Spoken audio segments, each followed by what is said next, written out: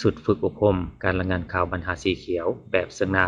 ได้จัดขึ้นในวันที่9กรกฎาคม2026ที่แขวงกำมวนโดยให้เกียรติกับความของทานนวลตาแก้วณวงศ์กรรมการพรรคแขวงหัวหน้าคณะโฆษณาอุบลแขวงกำมวน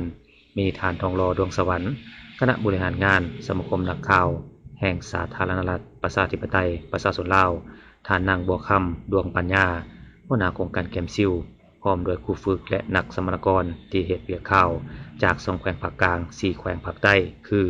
คำมวนสวรรณเขตสารวันจัปสักเสกองอัตตปือและผู้นำใส่สื่อสังคมออนไลน์ทั่วไปผู้เฮ็ดเวียกเกี่ยวกับสิ่งแวดล้อมเข้าร่วม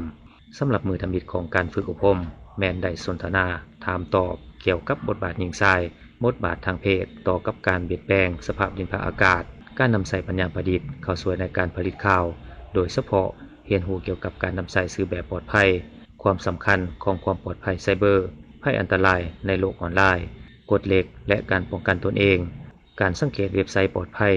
ความเป็นส่วนตัวในโลกโซเชียลมีเดียการแก้ไขปัญหาเมื่อถูกแฮกการนำใส่ AI เข้าสู่ในเวียกของการผลิตข่าว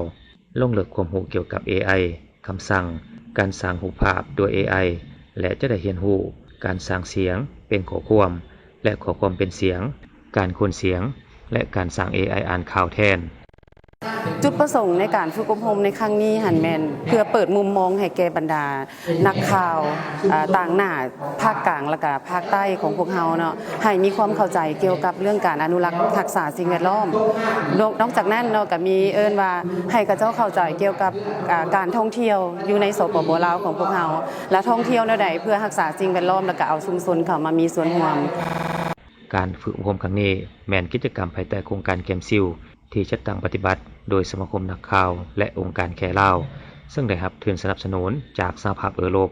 การฝึกอบรมแม่นจะดำเนินไปฮอดวันที่11กรกฎาคม2026จริงสำเร็จ